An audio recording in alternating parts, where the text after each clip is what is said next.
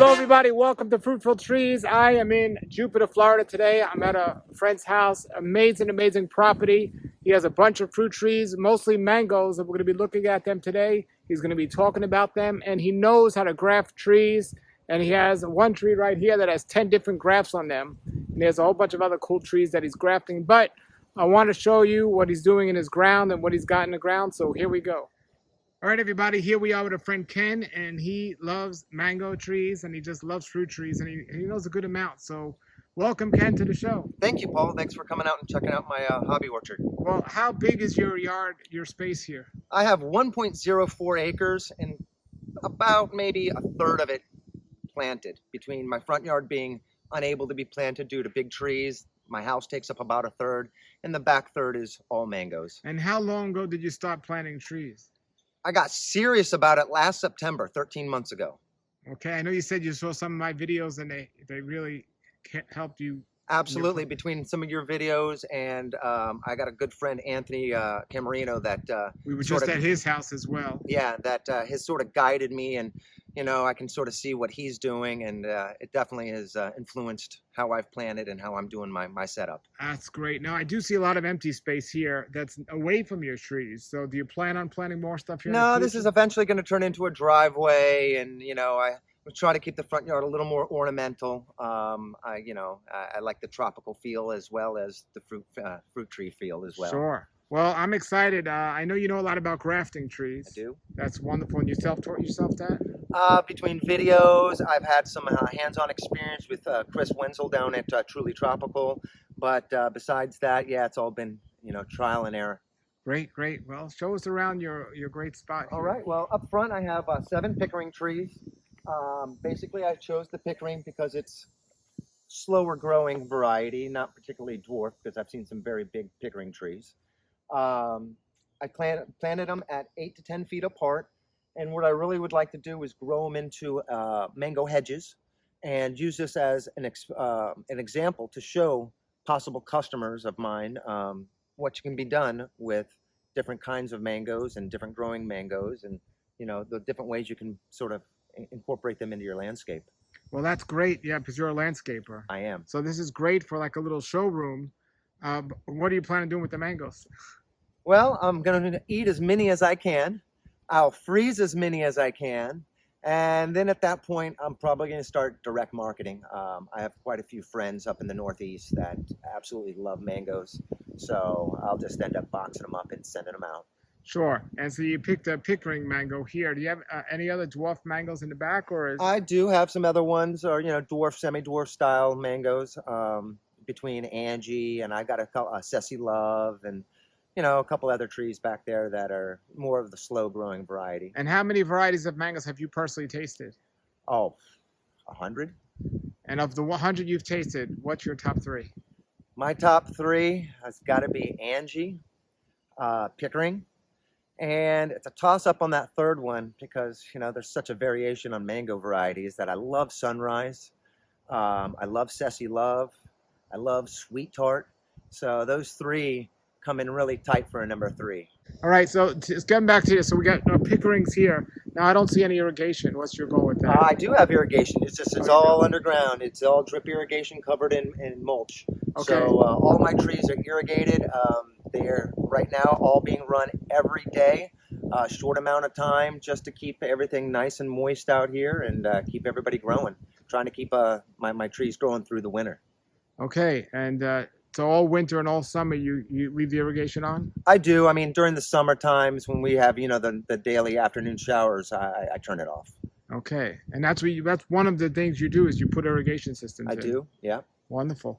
Okay, so you don't do the wells, but you know how to hook it up to the wells. And yeah, I mean, I don't drill the wells, but I mean, I can have a company come in and drill a irrigation specific well if needed, and then I do all the plumbing from that point forward. Wonderful, wonderful. And people don't need a well for irrigation; they can go off their house water if need They be. can go off their house water, city water. I mean, I don't suggest that. I mean, there's a lot of chlorine in the city water and a lot of added, fluoride and things like that that I personally wouldn't want to be putting on my trees. And then the well water, you basically have to make sure that you pull your water supply from in front of your water treatment system. So therefore, you're not putting salt or chlorine from your water softener or your treatment system onto your plants. Wow. Information that people need to learn, and that's what they can. So hopefully from this video you'll learn a lot. So these are your Pickering trees, and very nice here. And Yep. you said how far apart are they? About 10 to 8 to 10 feet, just depending. As you can see, there's some that are smaller than others, and that's just a testament to once you plant the tree, don't move it. You can see the ones that have been moved are the smaller of the trees. The ones that I never touched, those 3 over in that back corner, they are doing very, very well. So they were planting at the same times, but the ones you moved are struggling. Yeah, to they come were out. slightly farther apart. I didn't have the idea of doing the high density close planting initially, and so I had them staggered a bit. And I think it was March of this year, I dug up these 4 and moved them, and they just, again, they weren't very happy about it. As you can tell, I mean, the 3 in the back are much larger than these 4. But they'll up front. come back and be fine. They will. Yes, They yes. will. I don't know if I'm going to have the patience or not. So, I've got a couple more growing in the back that are in pots. So if I, decide, these aren't going to do it for me, well, I'll replant them. All righty. So let's continue to go and see what you got. In the back is where I have the majority of my mangoes. Actually, I have some black pepper up front, some Awapi ginger. Okay. Just cut down all my bamboo because it was shading out my my Pickering trees. So I can't say everything in the back is mangoes, but in the 4 rows in the back are all mangoes except for one avocado tree that I planted right when I moved in. And this is its last season to flower for me. If it doesn't flower, it's getting replaced with a mango. So which kind of avocado was it? I believe I got them from a friend, and he told me Florida Haas. And the trees were air layered, so they weren't from seed. And I had planted 7 of them right when I moved in 7 years ago, and none of them ever flowered or fruited for me. And so I've taken them out slowly but surely. And the first one I took out, I noticed it had no taproot. So to me, that was an air layered plant. And, they just haven't really done much for me. But up front here, anything that has a circle around it is a non-mango. So I've got a jackfruit here that I got from Leaf in West Palm Beach. It's a grafted jackfruit. I don't know the variety of it, but I'm assuming it's something very good. How do you not know the variety? You bought it. I bought it, but I didn't ask Leaf per se on what the variety was. And after I put it in the ground, he told me, just look at the pot. And by that time, the pot was long gone. Got you. Yeah. So How long has it been in the ground? It's been in the ground about a year. Okay. About a year. And now, why do you have these with the bricks around them as opposed to the others? Just More aesthetics. I mean, it's a pain in the butt to mow these circles, but it's just more aesthetics right now. Okay. Eventually, maybe I'll go ahead and mulch a line through there and just make it nice and straight. All right. What's that? I got a Gefner Atemoya here. Nice. Again, it's maybe been in the ground about 9 months. Now, I heard, this is great to keep them staked up, but somebody said if there's a hurricane and you have them staked, if they're not staked, they'll just fall over. You could pick them up. Sure. But if there's a hurricane or strong winds and you have them staked like that, they could actually break. Yeah, I'm sure it could. I mean, we had a little bit of wind from Ian, and I've left it this way, and it was okay. I think maybe if a hurricane came, I would put a much taller pole in and hold it, pretty much firm. But when I planted it, I noticed it was rocking a bit, and it was just, a big tree in a small pot. So I think, I put those little posts there just more for stability as it, establishes Okay. And how itself. far apart is your Gefner from your jackfruit? About 16 feet. Great. Yeah, and most of the trees up here are 16, maybe 20 feet, just Okay. depending. I got still 2 Jabos here. I'm not sure. I haven't planted them in the ground. Again, I know Jabos seem to do fairly well in pots. Yes. I'm not 100% sold on the location, so I've left them in pots here just to let them see what They they can do do. great in shade. They do better in shade. Better in shade. All right, yes. so maybe that's something I'll take into Yeah, consideration. I would use this spot for one that loves sun. Yeah. And this, you got 2 javos. Yep. The back one is for a customer that I'll be planting Okay. next week for them. Alrighty. Yeah. Then I got a canistel here that I got this past March in at the rare fruit sale. It's a Fairchild number 2. Okay. I selected that tree because it's more of a compact grower. Has actually low fruit production. Most of the canistel trees that I see produce more fruit than the people are willing to eat. So, and it has a very small, moist fruit. So I'm the only one in my house that likes canistel. So I figured, if I'm going to have one, at least have one that's not, wasting a lot of fruit, and that's not a tremendously large tree.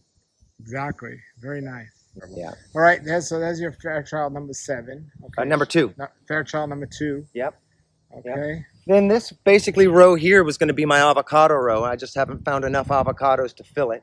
I have an Oro Negro here that I got from Alex, Tropical Acres. It's been maybe 15 or 16 months ago.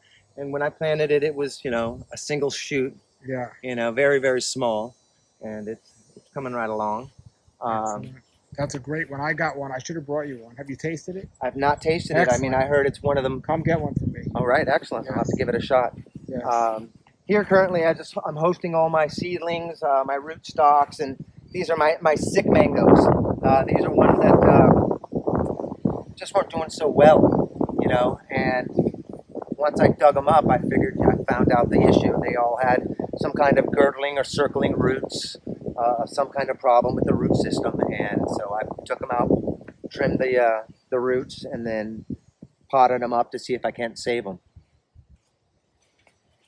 Here I have all my root stock that I'm using for this season and next season's grafting.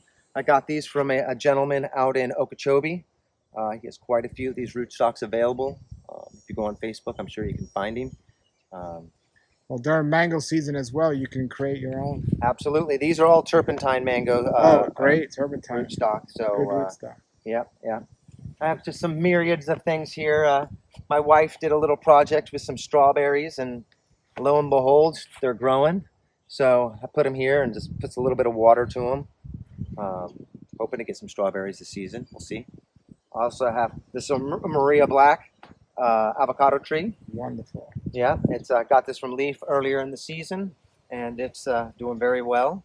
I have some custard apple seedlings here that I've sprouted, a little Camito seedling, and a Sweetheart Lychee air layer that I've done. I did that last year.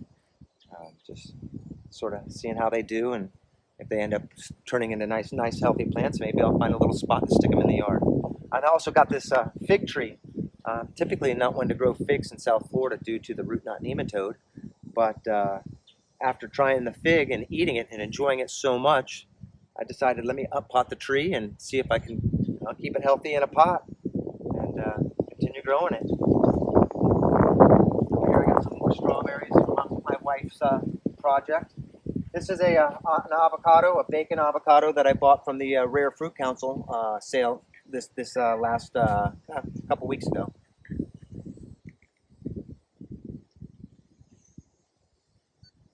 Okay, just in case I'll be both. Okay, bacon And then avocado. I got a day avocado. I got this one from Tropical Acres as well. Got this one specifically because it is a dwarf tree, and I have quite a few customers with this tree, and I've tasted the fruit, excellent fruit.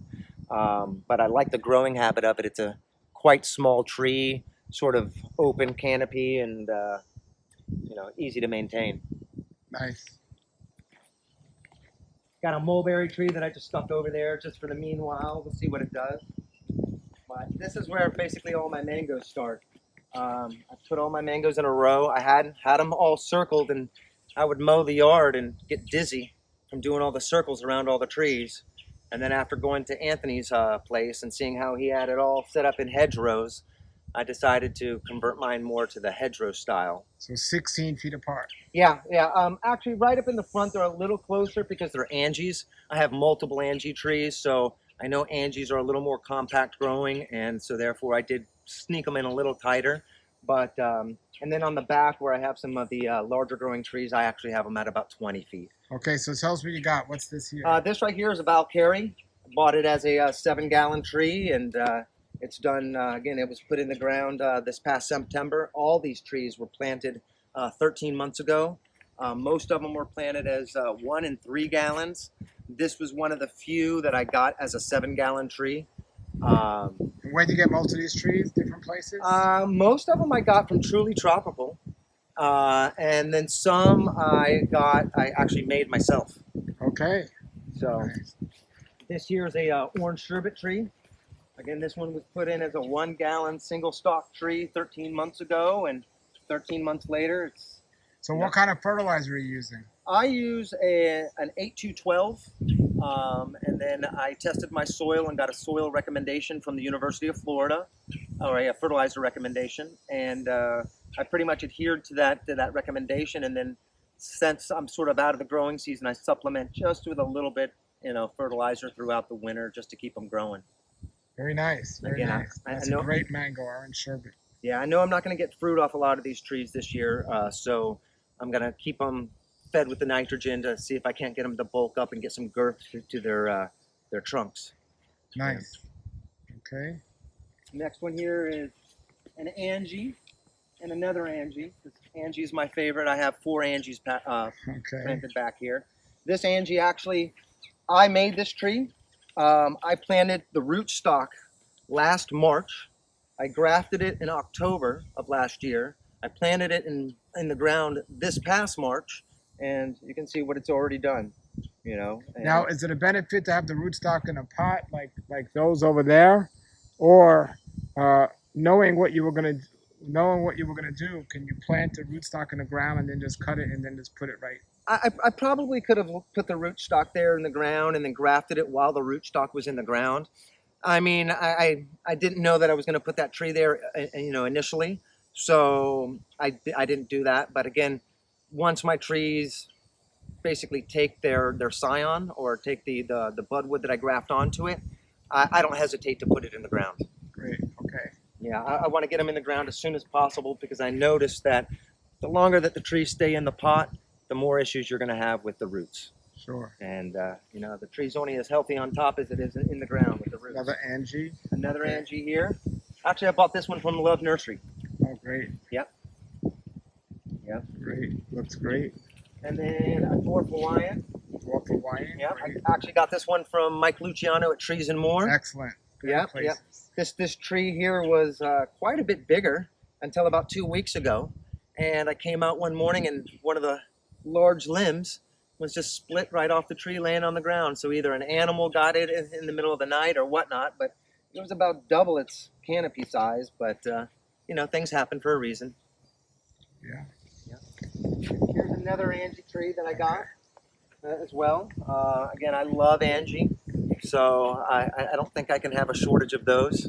I think most people that try the Angie, agree that it's a very good mango, and especially out here in Jupiter Farms, it grows well. It's pretty disease resistant. The fruit looks good when it's picked. Everything looks good. It's a nice quality, easy growing tree out here. This tree here is a Sesame Love that I just put in the ground maybe 2 months ago. Again, it's another tree that I made. I grafted it off of what I call my nursery tree, or my fruit salad tree. Okay. I started working on that tree last year, knowing that I was going to need scions, and so I got a lot of scions of the varieties I thought I was going to like, and put them on that tree. And this year I was able to harvest and graft a lot of budwood off of it. Nice. This is another Angie. This tree actually I got as a field-grown specimen from Alex at Tropical Acres. I got it last December. Came in a 25-gallon pot. He had dug it up from his orchard there in West Palm Beach. And I planted it. It established very quickly and gave me about 30 fruit last season. Oh, wow. Yeah. Very nice. Yeah. Yeah, those are the ones he plants between his trees. That's When they it. grow too tall, he takes them out. That's it. Excellent. Yeah, very, very it's a great tree, well pruned, well taken care of. So it's definitely my model that I use to sort of shape my trees. Got a Super Alfonso here. Where'd you get that one? Got that one from Leaf. Okay. Yeah, I got that one from Leaf. Again, it was I think that was a 3-gallon, quite small tree, just a single shoot again. And one of the things that I've gathered and learned from a lot of the people that I talk to, the people that have the big orchards, is they always say that they wish they would have been more aggressive on pruning their trees at young ages. And so I've been very aggressive on tipping and pruning and controlling the tree to make it a very complex canopy. Sure. Now this tree is what I call my nursery tree, my fruit salad tree. This tree I planted right when I moved in 7 years ago, and I had no clue what I was doing. I figured it was going to be a Valencia Pride tree that I had got fruit off one of my neighbor's tree where I used to live. And so I planted the seed expecting it to be exactly the same, and quickly found out that mangoes don't grow true to seed. And last year this tree fruited for the first time for me, and the fruit were big and fiberless, but awful tasting. Absolutely awful. So at that point I decided it's going to be some kind of use to me, and I started grafting on different varieties. And this tree has 10 varieties on it 10 right varieties on one tree. now. Yeah. The majority of this tree is actually my friend's tree. It is a seedling of Edward. His name is Mr. Lee Miles. He's 95 or 96 years old, lives in Tequesta. And about 25 years ago, a little sprout came up underneath his Edward tree. He dug it up and planted it. And 25 years later, it is a beautiful tree with excellent fruit. And so, knowing that that was the only tree in existence, I decided to start grafting it. And basically, that's my house variety. That's the name, your house variety? No, the name of it that we named it is called Lili. Really? That was his nickname. He was a military gentleman that was stationed in Burma, and his little Burmese girlfriend called him his nickname of Lili. And he hated it at the time, but loves it today. Right. Yep, so a lot of these plumes on the end are all Lili. I have Pickering on there.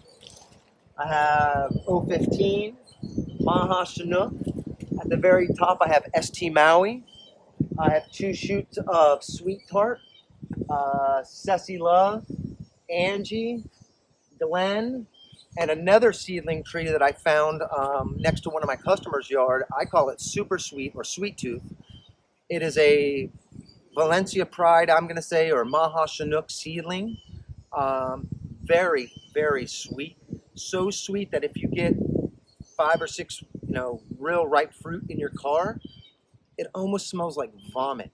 It's so pungent, and Wow. the fruit is excellent. Again, We'll have to come do a tasting. When it's absolutely. season, I'm yes. hoping this season I get a good amount of fruit off of those that I can have you try them out, have Alex, have some of the people that grow multiple varieties try it out and tell me what they think. Wonderful. Okay. I have a little sugar apple tree that I snuck in here, as well as some bananas. I have bananas on this north corner of my yard, just to sort of be a bit of a windbreak and to help, retain some heat. I have 9 different varieties of bananas that I grow here. Okay. But another mango here. I've got a little gem tree. I believe this one came again from Truly Tropical. It was a 3-gallon tree, single shoot, and again, prune. Yep.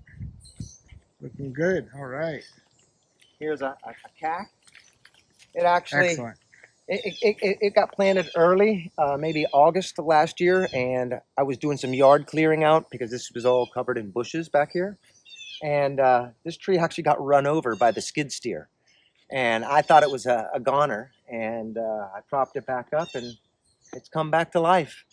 These mango trees are pretty tough. Yep. Pretty tough. This is the one holdout of my avocado tree. I had 7 of them back here right when I moved in. And I've given this guy one more season to flower and fruit. And if he doesn't, he's getting replaced with a mango.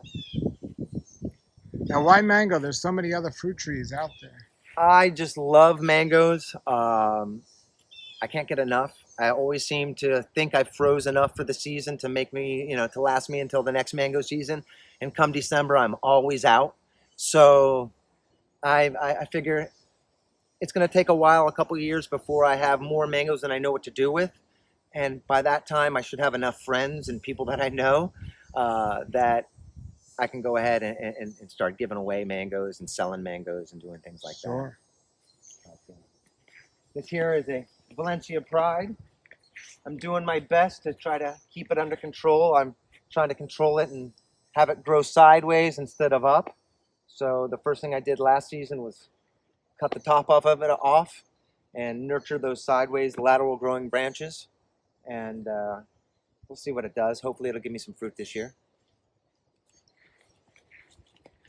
This here is a Seacrest. I got this Seacrest from Love Nursery. Again, it was 3 gallons, single shoot. Just, again, tipping. The whole will always be tipping. As you can see here, you can see my drip irrigation that runs, around all the trees here. This here was, there was a Floragon here up until about a week ago, maybe 2 weeks ago. And it just was not doing very well in comparison to the other Floragon that I planted at the exact same time, which is right behind you. It's a much larger, more robust tree. And again, when I dug that tree up, I found out it had some root issues. So in turn, I planted one of my grafted trees, another orange sherbet. I figured you can't have enough of those. Yes, those are excellent. I've had that fruit quite a few times, and excellent fruit. And then just this week, I planted my dragon fruit. The one in the pot gave me a fruit last season. I've never really liked dragon fruit because I was always buying them from the grocery store, and they just weren't very good. And I harvested one fruit off of that and was pleasantly surprised, enough so that I decided, let's continue growing those and give them a proper place to grow. So I put them in, and we'll see how that goes. Did you create the post? Actually, they were here in my yard. I have all these. You'll notice them in different spots in my yards. These concrete lentils. I don't know why they were here, but they were all strewn around the backyard. So decided to put them to use. Exactly, good idea. Yeah. Here's a sweet tart, one of my favorite mangoes. So again, this is one of the trees I have multiples of. As you can tell, it's true to its growing form. It grows very vertically, very tight canopy. Just a great little tree. M4. Got this one because I understand never tried the fruit, but I understand it's a very late season mango. And I'm always looking for something in the beginning of the season and the end of the season. So the majority of the mangoes seem to be mid-season. So I got that guy, and we'll see what happens there. Another sweet tart tree here. Again, you can see its vertical growth habit, in comparison to the tree next to it, the Floragon, that has a very open canopy and spreading growth habit. You can already see that it's, starting to show its signs there. But I have Floragon, which I love that Floragon. This year's Floragons were excellent. I know they do vary from year to year depending on how much rainwater they get and etc. But this year's were excellent. Have a Nam Doc Mai number 4. I bought it understanding that it was a dwarf tree, but more research I did, I found that it is not a dwarf tree. It's going to be a fairly large tree, and actually I bought it last December, and it was my Christmas tree. So typically I don't do a traditional, conifer or, Christmas tree. I do something that's usable, that, hey, at the end of Christmas, I can go ahead and plant it in the yard and, enjoy it for years to come. Yeah. So Great mango. Yeah, that was it. And then I have a Siatong, a Nam Doc Mai Siatong. I know it's basically the same variety, different color, but it's guava, right? Same as the guava? No, that's Santalone. Santalone, yeah. Yeah. Siatong is called the Golden Nam Doc Mai. And it's supposed to have a little less susceptibility to splitting of the fruit. From what I understand, Nam Doc Mai has a bit of an issue with splitting of the fruit. So we'll see what happens. Excellent. Yeah, worst case scenario, if I don't like them, I'll top work them into something else. There you go. There you go. And there's a papaya. And Yeah, I the got two bananas. Red Lady papayas. And then most of these bananas back here are all Namuan. I do have two plantains mixed in there and a dwarf Brazil. Very nice. Great selection and yard. And then over Right. here, I have my little shade house with all my grafting projects under it. I think I got, I don't know, maybe 60 trees that I grafted so far this season. A lot of them have taken already. We'll see. What are you gonna do with these grafts? I'll most likely plant them in customers' yards. I'll hold back a couple. I'll probably start growing some nice mature trees in pots. I know people are always looking for nice mature trees that grow well in pots.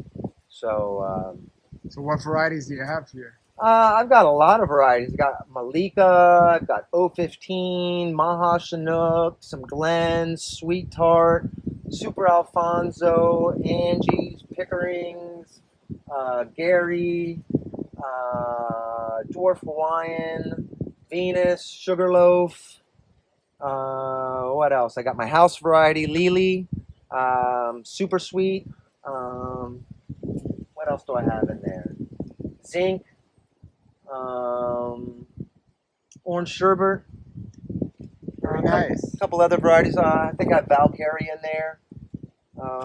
Just a lot of the varieties I already have in my yard, Very nice. and then some additional varieties. Did that you give Alex a lily? Not yet. Not yet. Not yet. I actually took him a fruit from my buddy's tree, and I should have left it with him to taste it, but I had only had 3 fruit, and I was dying. It was such an excellent fruit. It has such a very coconutty flavor. Wow. Yeah, that I didn't leave it with him, but this year the tree didn't fruit, and so next year, this coming season, hopefully, he has a good crop that I can, pass them out to everybody and have them Yeah. evaluate the fruit. Well, that's great. Wow. Wonderful. Wonderful. All right. And then you got some coconuts around the pool over there? Yeah, I have some coconuts over there. I have some perennial basil that I grow. I mix in some bananas into my landscape as well. Now, with all this extra space, do you plan on planting more stuff, another row or anything? I might. I mean, as I learn more and more about different mangoes and different fruit trees, I sort of wanted to leave myself some areas to, in the future, possibly plant. I have down at the end of these 2 rows here, I have enough for 3 more mangoes that I'm going to be very selective on the ones that I put in there. And then this is my drain field, but behind my drain field, I might go ahead and start planting. I have classic cars, so I also want to be able to have access to the back Sure. of my shop and the back of my building. So I'm very hesitant on planting trees that might keep me from getting back there with my truck or Yep. some of my cars. So Well, very nice. Okay, what about rodents out here? I don't have a really big problem with rodents per se. I think my biggest thing is going to be squirrels. We don't have really tree rats or the raccoons very much, but squirrels, I do my best to keep their numbers in check. And I have 2 dogs, so when the trees are fruiting and are holding fruit, I let my dogs run the backyard constantly, and they keep the squirrels at bay. This past season, I harvested about 130 fruit and didn't lose one to a squirrel. Wow. Now, behind us here looks like a public tennis court. Unfortunately, it's not. It's my next door neighbor's yard, and Wow. he does have a tennis court, and it actually it helps me quite a bit because that's the east. Yeah. And Well, no, I was going to say if it was public, it'd be an issue, but now that it's not public, that's great. that's right. Yeah, and it's to the east, so there's no really large trees shading me first thing in the morning, which for my situation out here, early morning sun is very important to dry the dew off the trees to keep that fungal infection in check. So it really helps me out quite a bit. Yeah, and what about on your trees, the spraying of your trees? I'm very spray? fastidious about spraying, not only fungicides, but micronutrients, because my soil is so high in pH and it's very, what they call calcareous. So I am constantly spraying. Okay. You got, what kind of sprayer do you use? I have a battery-powered backpack sprayer right now. I know when the trees get bigger, I'm going to need a gas-powered towed behind, probably 25 or 30-gallon tank. But I spray specifically a copper fungicide and a bacterial fungicide. And then I have micronutrients that I add to that as well to give them the proper nutrients that they need to stay healthy. And how'd you learn about what to spray and how often? I learned from Anthony Camarino and then also from testing my soil and getting soil recommendations or fertilizer recommendations from IFAS, the University of Florida, and basically watch your videos and see what other people are doing and just, try to stay on top of it. Great. Well, thank you. We look forward to coming back here. Likewise.